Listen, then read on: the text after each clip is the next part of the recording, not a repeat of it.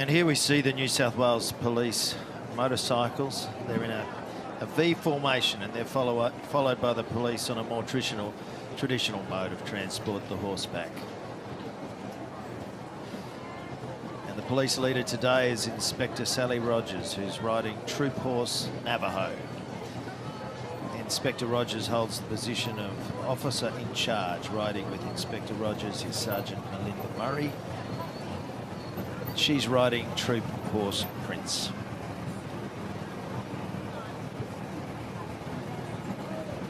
Something important to remember about the New South Wales Mounted Police Unit is it is the oldest continuous mounted unit in the world.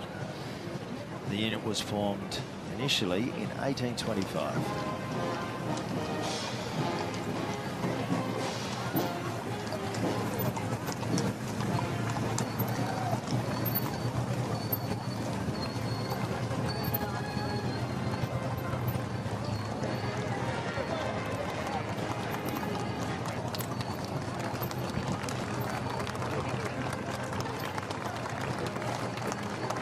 They're absolutely magnificent. The police use these horses operationally, obviously, not only for the ceremonial duties, but they also use them for riot control and crowd control.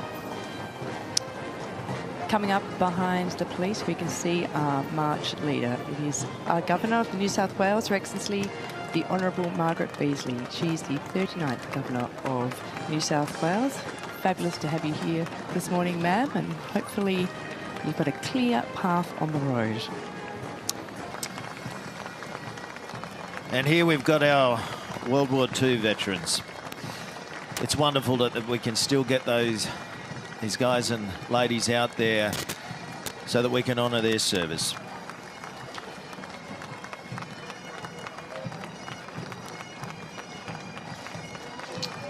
And here we have the New Zealand Return Services.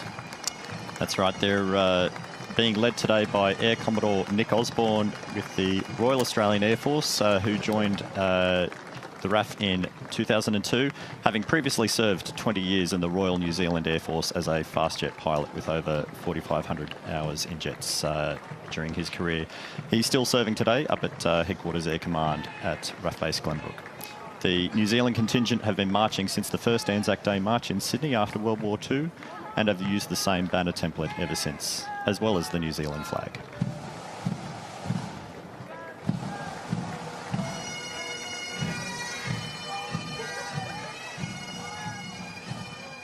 And our second band for the morning is the Scots College Pipes and Drums, and they've proudly worn the tartan of the Black Watch, the Royal Highland Regiment, since they were given permission to do so back in 1931. The band started in 1900 when 5 boys joined the cadets as pipers. And at present, there are over 500 boys learning to play or playing the bagpipes or drums. And since 1900, the pipes and drums boast a proud record of representing the college at national and international venues, as well as regal and vice-regal functions.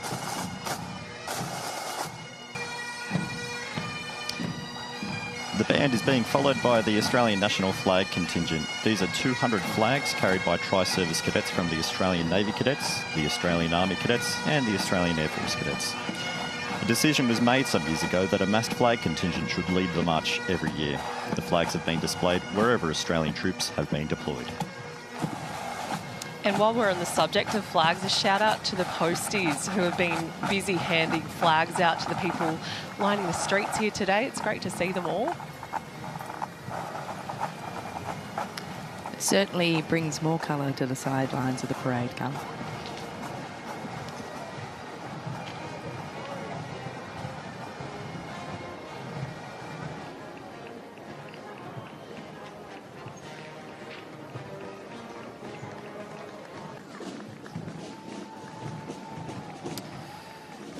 And next are the memorial horses representing veterans from the Boer and the Great War.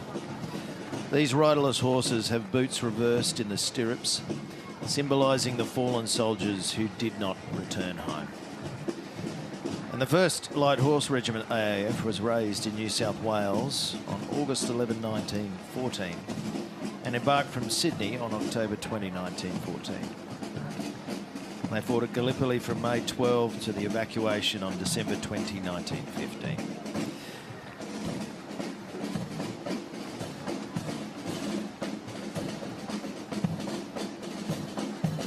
And next are the World War I unit flags, as we see them held en masse, representing every unit of the Australian Army that deployed and fought in World War I. Each of these flags carries the colour patch from an operating unit of the 1st AIF. And the first row has colours from the famous Light Horse regiments, followed by battalions, regiments from the 5 divisions. We have the taxis. Now, these taxis, including historic ones, have been in the ANZAC Day March for almost 70 years and play a vital role in helping many of our veterans attend the march. They allow our senior veterans to conserve their strength so that they are able to pay their respects to their past comrades. It's a great service they provide. The taxis pick up the veterans from their homes and bring them to us here in the march.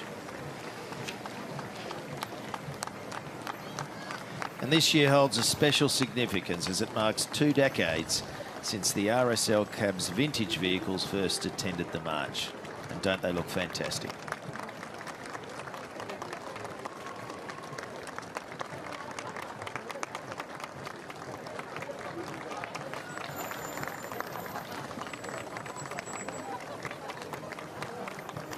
Really valued for what they've done, and to see this crowd giving them what they're giving them today, it really it warms the heart and brings a tear to the eye.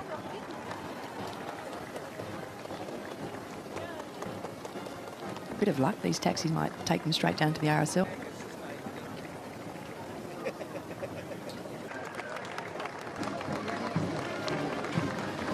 Here we have, leading the Australian contingent, Commodore Ray Leggett, who is acting Australian Fleet Commander. Base Hobart, Green Ghost, led by Commander Peter Watson, currently retired. Peter served on board when Hobart was up in Vietnam.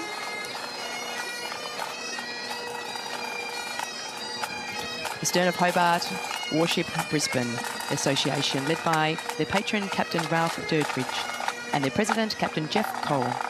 The first Brisbane served during World War I, and the second Brisbane was part of the Adams-class destroyers and notably fired the last shot by the Royal Australian Navy in the Vietnam War. And she also assisted with the disaster relief up in Darwin.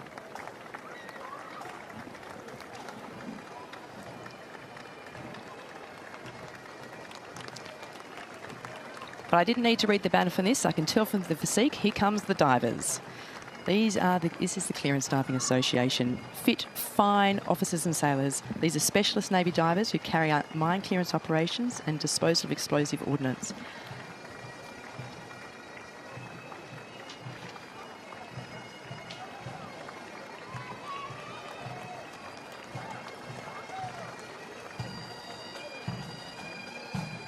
And here comes your current serving Royal Australian Navy, led by Commander of Surface Command, Commodore Terry Morrison.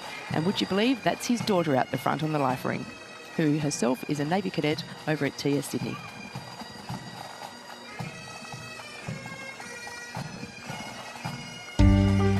Surface Force consists of a number of groups and departments that all work together to make sure all major fleet units are operational and ready at sea. Behind those heavy-breathing pipers, here comes HMAS Canberra. Had to have a change of motto this year. King and Country. She is now led by Captain Brendan O'Hara. Canberra's the lead ship of our 2 Canberra-class helicopter docking ships, our amphibious assault ships, and they are berthed down here at Garden Island. They're those big flat ones that you see. Remarkable ships able to conduct amphibious operations and land a force of over 1,000 embarked personnel. They've got a significant Army contingent on board as well. This is not a Navy ship, this is a joint capability. When you have a look on board at the ship's company, you'll see there's Air Force down the front, there's Navy throughout, and Army. This ship comes to life when you embark the forces, the helicopters, the troops, the vehicles. If you want to see something exciting, Google the Australian Amphibious Force. Yes, indeed. They provide a great capability on this mission. Now, if you're wondering who looks after all these troops when they come alongside. The stern of the camp is HMAS Cuttable, naval base here down at Garden Island, led today by Captain Rebecca Levitt.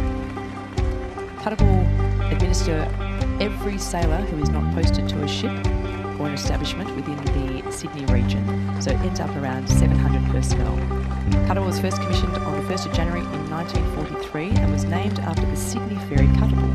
There's a couple of things you might not be aware of. The word Cuttable is actually Aboriginal for wonderful.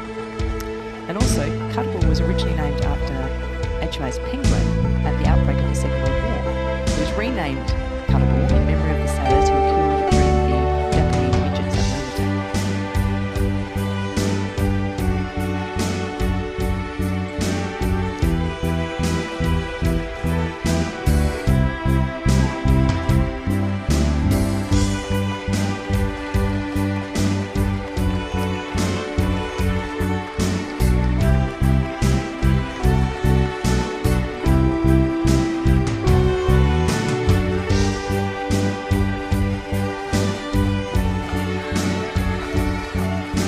Instead of the band, we have HMAS Supply, led by the commanding officer, Dave Carson.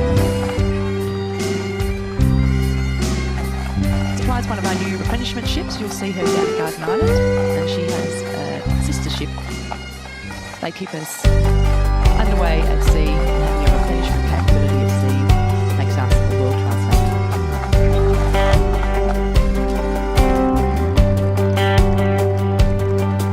He's a drover drifting over western plains. He's a city lad, a clock down Flinders Lane.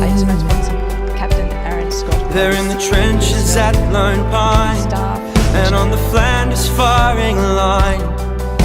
A willing band of ordinary men. He's all of them. He's one of us, born beneath the Southern Cross. Side by side, we say with pride, he is all of them. He is one of us.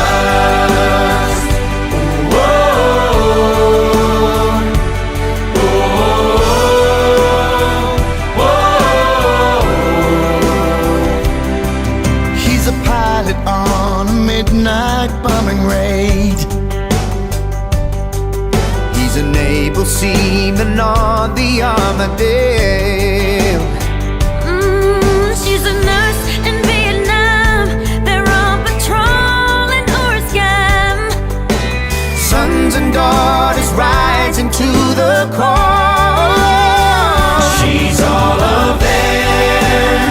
She's one of us, born beneath the Southern Cross.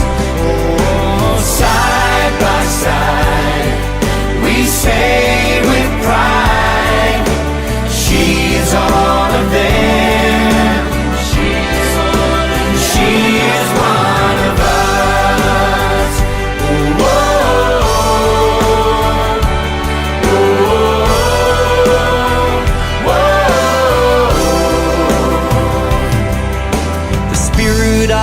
The ANZACs, proud and strong.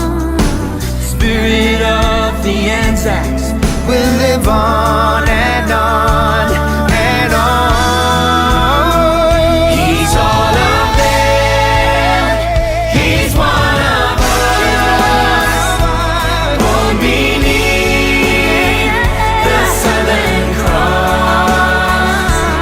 Oh, side by side, we say with pride, he's all of them. He's all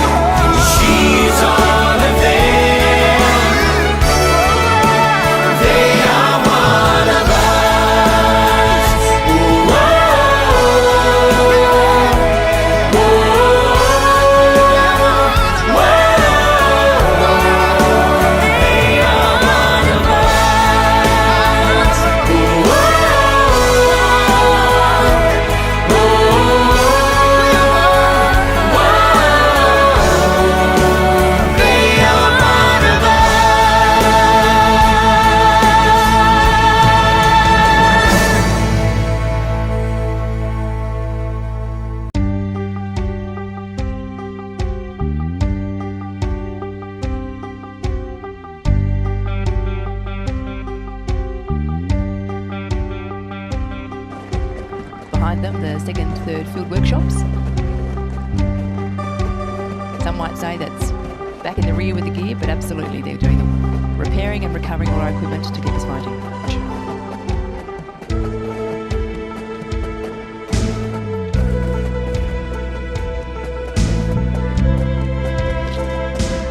And here comes the 8th Division of the Australian Infantry Force. The 8th Australian Division were known as the gallant and ill-fated because of the terrible fate which befell its members. They were sent to defend Malaya and Singapore and other islands to the north in February 1942. All units were overrun by the Japanese. Those who survived the fierce fighting spent the rest of the war as POWs, as we know, in appalling conditions. Out the front we can see the headquarters is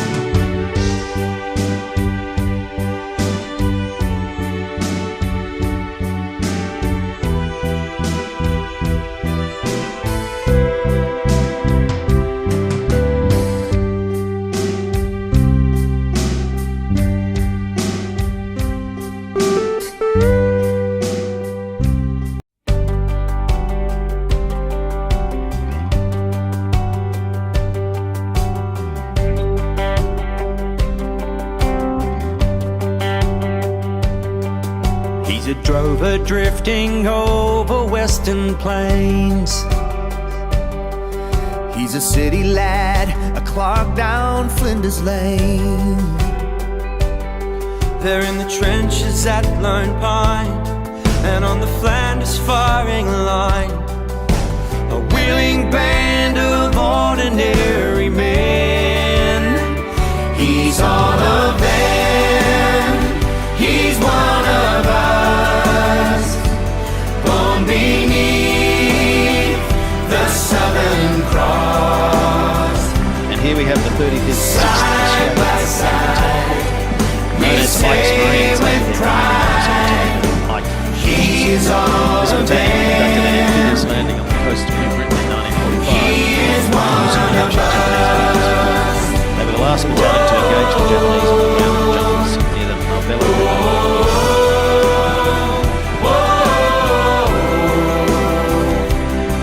He's a pilot on a midnight bombing raid. And here we have He's Australian an Army able training team seaman on the and first Australian Civil Affairs Unit. She's a nurse in Vietnam. Australian Army Training They're Team on Vietnam, patrol in famous Oregon. unit. It is Sons and daughters rising to the call. She's all of them. She's one of us. 1,000 men so for Born beneath the Southern Cross. Side by side, we say with pride, she is all of them. She is one of us.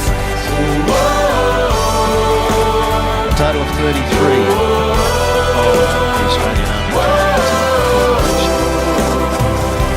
which is an enormous prize. Spirit of the ANZACs, The largest casualties for any unit. we'll live on and on and on. He's all of them. He's one of us. Born beneath the Southern Cross. Side by side, we say with pride, he's all of them. She's all of them. They are one of us.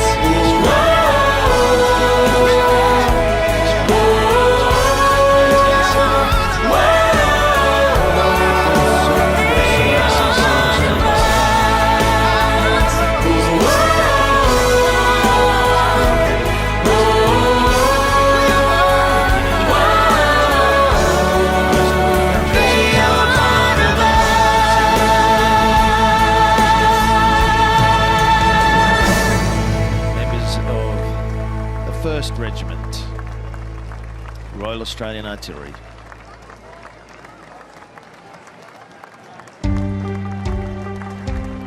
They served throughout all of the theatres post World War II, Malayan emergency in Vietnam, and indeed members of the regiment have served more recently in Iraq and Afghanistan and in East Timor. The artillery has the motto Ubique, which means in Latin everywhere. The reason it has that is wherever the army goes, members of the artillery will be there.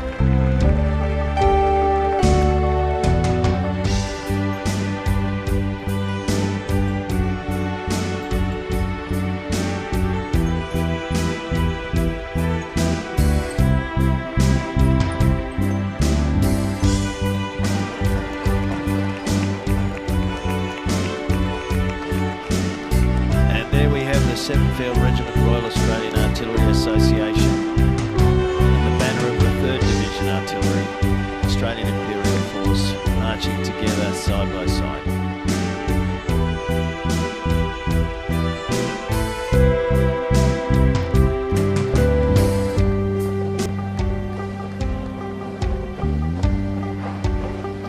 And here we have 23rd Field Regiment Association. This is the unit that I am a previous commanding officer of.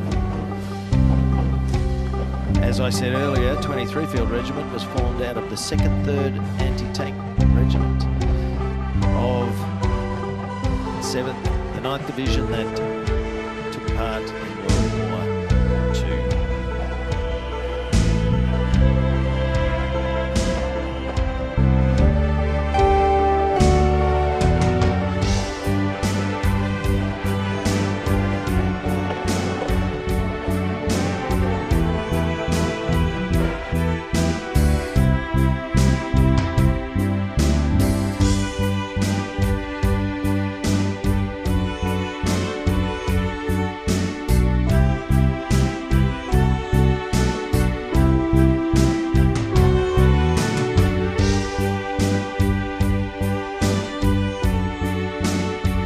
Royal Australian Engineers. You want to talk about battle honours?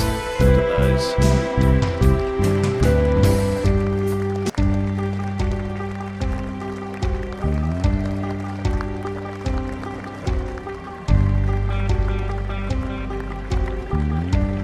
And here we have a little bear will fix it, if you remember that ad. Well, 17 Construction Squadron took that bear and they said a little bear will support you. The banner shows that symbol proud and clear. They served in South Vietnam from 66 to 71, across the Pacific nations during the 1980s, and Namibia as part of the United Nations peacekeeping operation, whereas the squadron was awarded the very first honour and distinction for outstanding service in a non-war zone.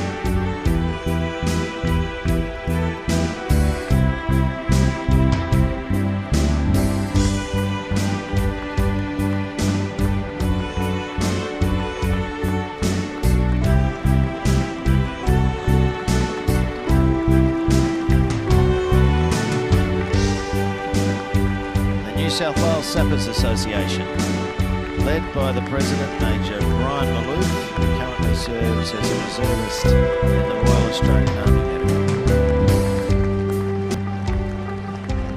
Sappers is an Army engineers term, and it goes back.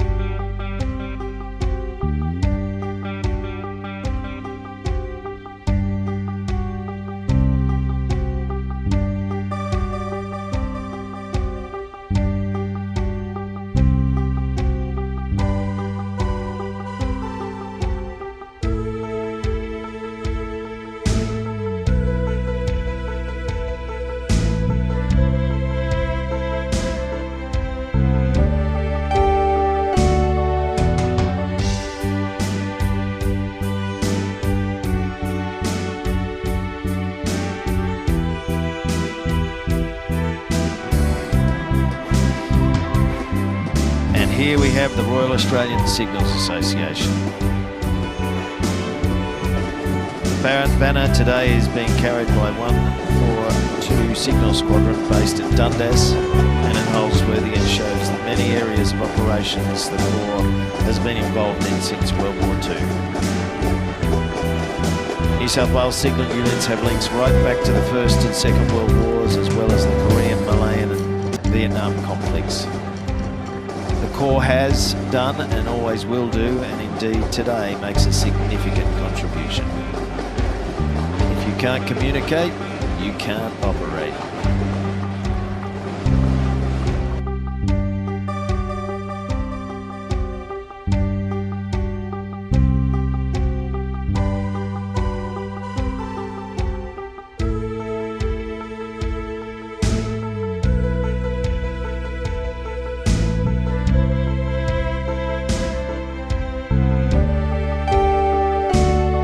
Australian Regiment. Famous mostly for the Battle of Long Tan, but it has a proud tradition. Importantly, I would be remiss if I didn't mention one of my instructors from when I was an officer cadet, Corporal Buddy Lee, who was a section commander at Long Tan, and we think of Buddy today as we think of all our veterans, although he is now long gone. The 6th Battalion deployed twice to Vietnam. It has deployed twice to East Timor and conducted operations in the Solomons, Iraq and Afghanistan. And Corporal Daniel Kerrigan from Delta Company, as well as the Long Tan boys, earned his Victoria Cross for actions in Afghanistan. It was the first VC awarded to a member of the Royal Australian Regiment outside of Vietnam, and the first VC awarded to a member of the Royal Australian Regiment in total. And here we have the 8th Battalion Royal Australian Regiment.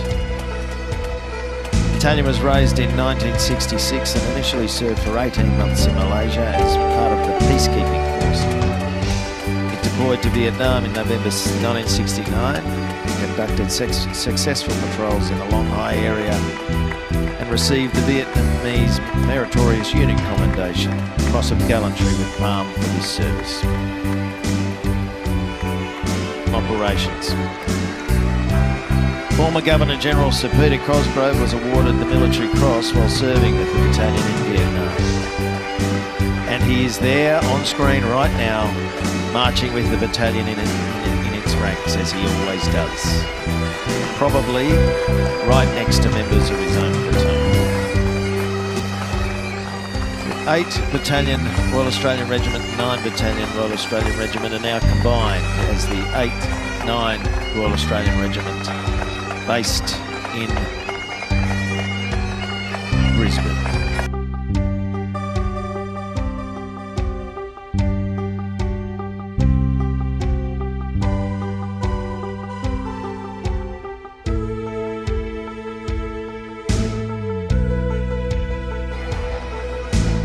And there we have the banner of Special Z Force. Special Z Force is an important unit because it was the first Special Forces unit formed in the Australian Army. In Indeed, Special Z Force is the special force that today's Special Forces units found its genesis.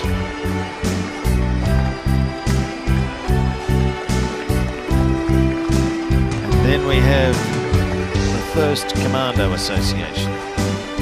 1st Commando Regiment Association, I should say. Their hat badge shows the Commando dagger, boomerang.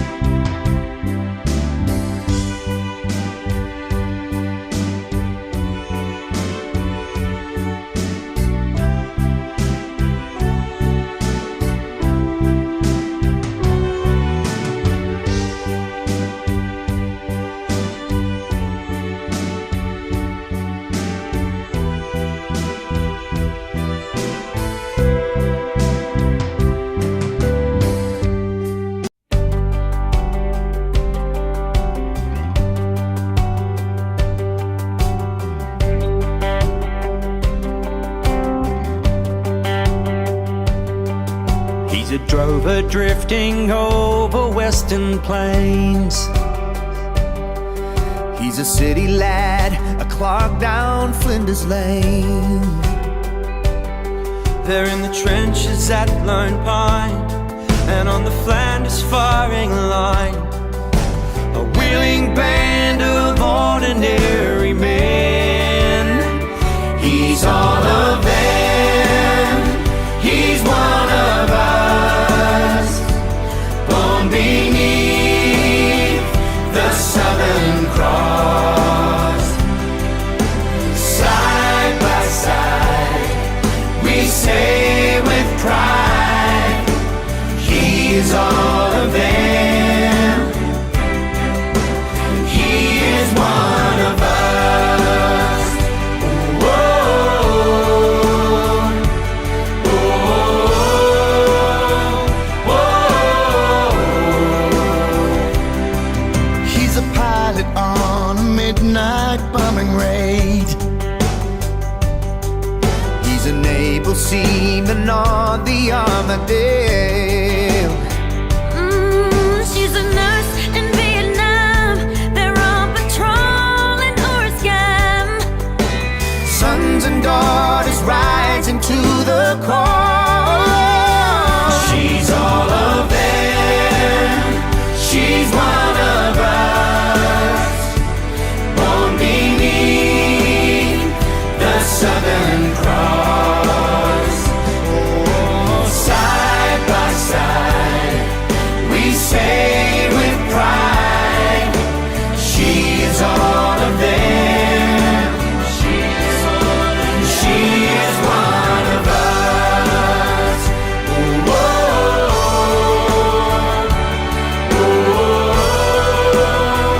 whoa. The spirit of the ANZACs, proud and strong. Spirit of the ANZACs will live on and on and on.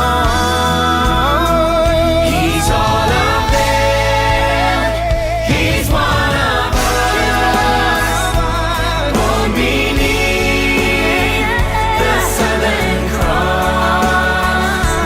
Oh, side by side, we say with pride, he's all of them,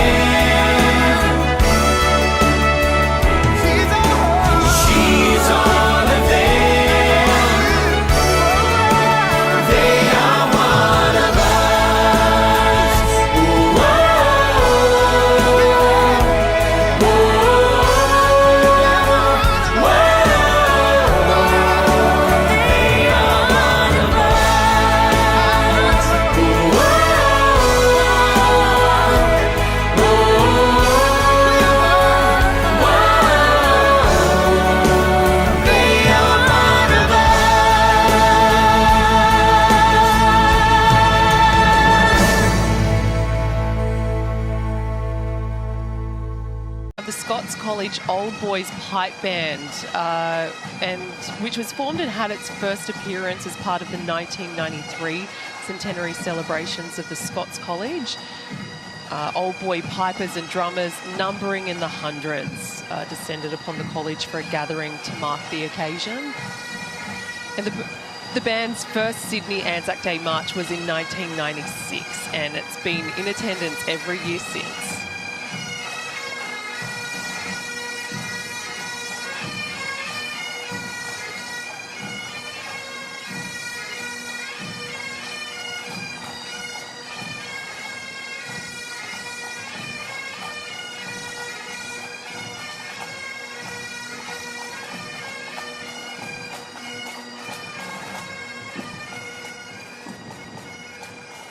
And here we have the National Servicemen's Association of Australia and its affiliates. Known as the Nashos, this contingent represents two periods of national service. The earliest period, which was during the 1950s, which saw over 200,000 18-year-olds entering three branches of the armed forces. They were stationed at centres all over the country. The second period lasted from 1965 until 1972. In the second period, men turning 20 had to register for the birthday ballot. And those whose birth dates were selected were required for 2 years military service in the army and liable to be sent overseas for combat duty. Some 64,000 men were called up, with 15,000 sent to Vietnam. And others served in Malaysia, Borneo, Papua New Guinea and here in Australia. Over 200 national servicemen were killed in action in Vietnam. Behind the band is the number 22 Squadron, City of Sydney Squadron, formed at RAF Base Richmond in 1936. Actually, just in front of 22 is Air Commander Australia, Air Vice Marshal Glenn Braz, with Warrant Officer Steve Weaver. And we can see one of the military working dogs from 22 Squadron out at RAF Base Richmond, probably a Belgian Malinois. It is the number 22 Squadron, City of Sydney Squadron, formed at RAF Base Richmond in 1936. Actually, just in front of 22 is Air Commander Australia, Air Vice Marshal Glenn Braz, with Warrant Officer Steve Weaver. And we can see one of the military working dogs from 22 Squadron out at RAF Base Richmond, probably a Belgian Malinois. Warrant Officer Stephen Weaver, the Air Command Warrant Officer there on screen. His daughter Akeisha is marching with the Air Command contingent further down the back. Members of number 22 Squadron provide airbase operations service at RAF Base Richmond, including air movements, firefighting and a host of other expeditionary airfield services at the base. It's got a long, proud history. It was originally formed as a reserve squadron at RAF Base Richmond, deployed to New Guinea with Boston bombers and later Beaufighters, with one of its members, Flight Lieutenant Bill Newton, receiving the Victoria Cross for his service. Tragically, he was killed during the war. You can see there the banner of the Australian Flying Corps, as Army is fond as reminding us the Australian Air Force was born from the Australian Flying Corps during the First World War. You can see there the Women's Royal Australian Air Force contingent being led by Margaret Welsh, and a shout out to Del Gaudry CSC, who sadly cannot lead the contingent today as she normally does. The Women's Auxiliary Australian Air Force was the first and largest of the three women's services during the war, with over 27,000 passing through its ranks. It made up 30% of the ground staff, becoming electricians, mechanics, radar and telegraph operators and truck drivers. Behind the cadets are the members of Headquarters Air Command up at RAF Base Glenbrook, formerly the site of the Lapstone Hill Hotel next to the Great Western Highway. Leading them today is their commanding officer, Wing Commander Ivan Benitez Aguirre. Headquarters Air Command is responsible for management and support to the force element groups of the Royal Australian Air Force around the country, helping raise, train and sustain the capability that we provide.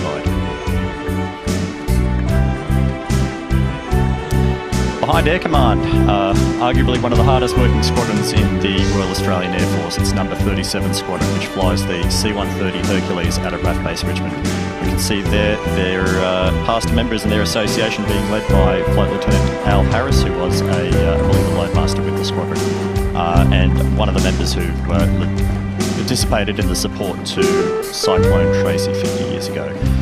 Today, the squadron still flies the C-130 Hercules from RAF Base Richmond, providing air mobility and support to the Australian Defence Force, as well as a critical role in any number of peacekeeping and disaster relief operations around the world. Most recently, they've been involved in evacuation of communities threatened by floods throughout Northern Australia, including Northern Territory. Aircraft Restoration Society with 2 of their Dakotas, 1 of their Caribou, and a tracker conducting a flypast of Sydney just now as the RAF Vietnam Veterans Association. The timing is right because 60 years ago this year, the first RAF aircraft and crews were deployed to Vietnam with the RAF Transport Flight Vietnam and their Caribous. Members today are being led by Graham Christian and also include members of 9 Squadron, which flew the Iroquois helicopter and was recently re-established within the Permanent Air Force.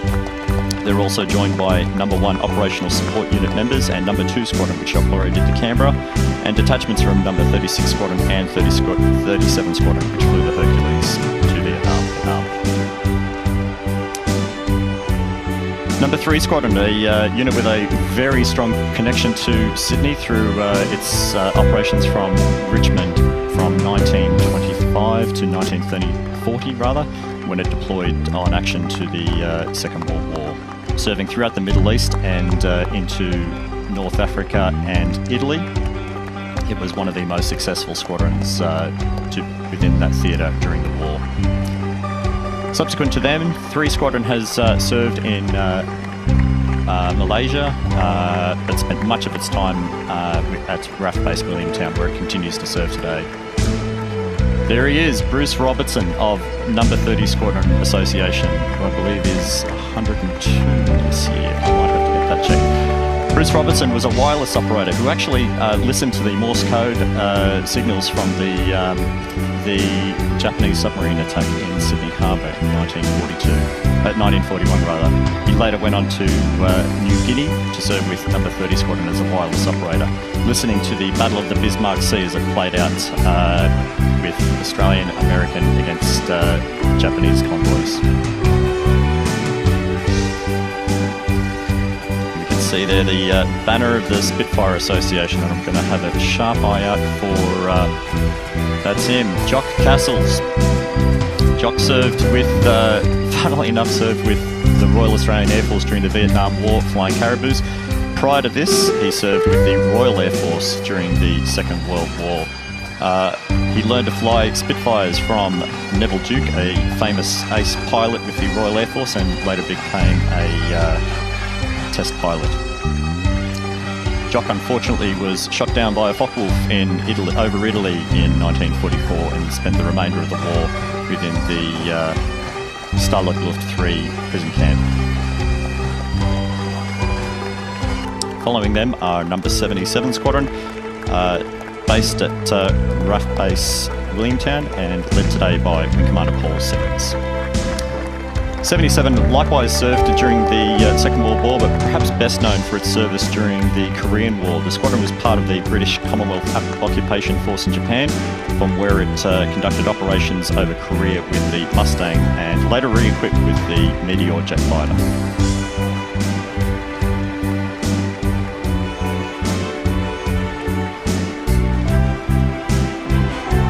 RAF Sunderland Squadron Associations. 10 Squadron and 461 Squadron. 10 Squadron was formed at RAF Base Point Cook and went to England in July of 1939 to pick up some Sunderland flying boats to bring back to Australia.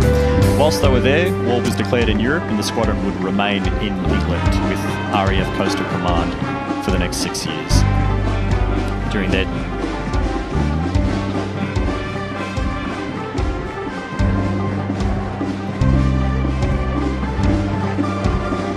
the Catalina Squadron Associations, the Black Cats.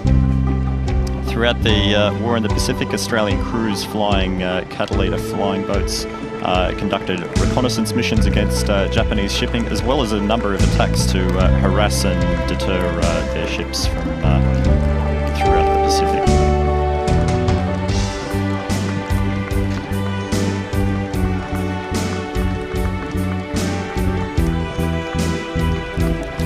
Catalina that first spotted the approaching Japanese fleet in the Coral Sea, giving advanced warning to the US fleet.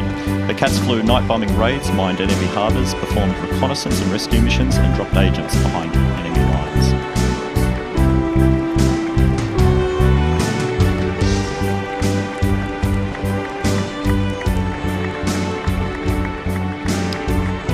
Skippy Squadron.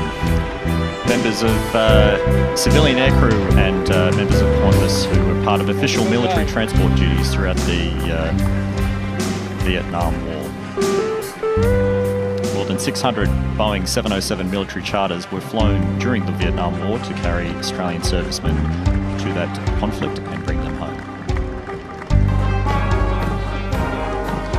The Parachute Regiment Association of New South Wales. Parachute Regiment Association incorporates the British Paras who are now resident in Australia. And for those that know, the Parachute Regiments had a close association, or still have a close association, with the 3rd Battalion Royal Australian Regiment, because Old Faithful was our Parachute Regiment. The British Paras still engage in conflicts and are on a constant 72-hour standby to be deployed to any potential trouble spots around the world. And this year marks the 80th anniversary for the Battle of Arnhem Bridge. We all know that as a bridge too far. The Brigade of the Gurkhas, the mighty Gurkhas. They're a warrior nation, and they originate from the foothills of the Himalayas in Nepal. The Gurkhas are well known for their bravery and their fortitude. 4 Gurkha battalions fought alongside the ANZACs in the battles of Gallipoli. Since then, the Gurkhas have shared a close and mutually respectful friendship with the ANZACs and have fought many battles together with us around the world in many theatres. In 2009, the British government announced that all Gurkha veterans who had retired before 1997 with at least 4 years' service would be allowed to settle in the United Kingdom, and so they should be. They're famous for their cookery, the curved knife. And if you take it out of its scabbard, you must draw blood before you put it back in. Here we have the Cyprus Regiment. The volunteers are mainly from the Greek Cypriot Islands, but there were also some Turkish Cypriots, Armenians, Maronites, and Latin and other Commonwealth nationalities. The Cyprus Regiment included infantry, mechanical transport, and pack transport companies. Cypriot mule drivers were the first colonial troops sent to the Western Front. And here we have the Fiji Ex-Servicemen and Women's Association, Sydney. Fijian soldiers have served with Australian troops in the Solomon Islands during World War II, in the jungles of Malaya during the emergency, and recently in East Timor, Bougainville and Afghanistan. We also have a very close association with them in training and bilateral participation. Units consist of men who served in the Solomon Islands, Ranti, and ex-servicemen from His Majesty Armed Forces, Tonga, representing members who served in Iraq and Afghanistan. Also included are 52 volunteers fighting with the Maori Battalion in Egypt, Palestine on the Western Front during World War I, and the Second World War, 2,000 Tongans fought in the Solomon Islands campaign.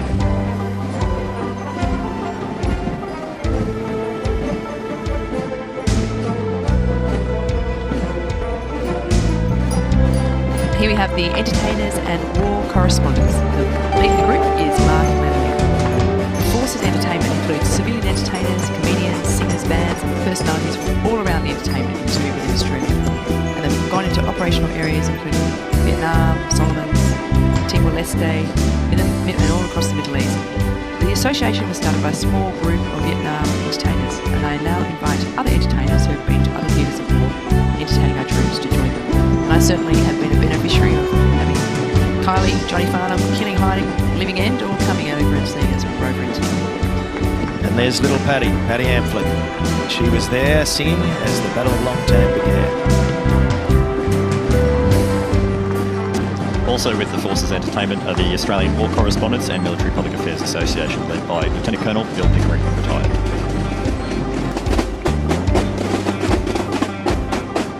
And here we have the descendants of Allied veterans. The Descendants of Veterans organisation was formed in 2007, so to provide a place for descendants to march in honour of veterans who bravely fought for their country. The group accommodates descendants of veterans from World War II and all conflicts since, and is led today by President Jeffrey Richards.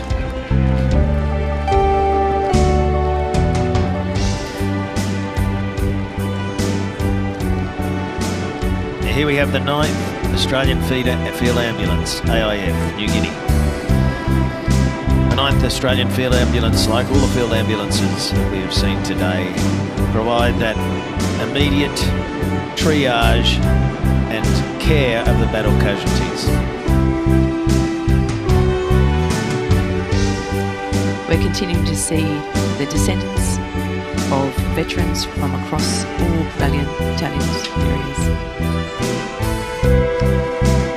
Out in the background there, the US Army Small Ships Association, led by Neil Sandery, descendant of veteran Neil Sandery by the same name. The US Army Small Ships Section in 1942 to 1947 was a unique organisation formed in response to advancing Japanese forces in the South Pacific during the war. In 1942, the Small Ships Section commenced landings in New Guinea. This attack fleet consisted of a wide variety of vessels supplied or built in Australia and New Zealand that included trawlers, schooners, ketches, luggers, tugboats, yachts and ferries.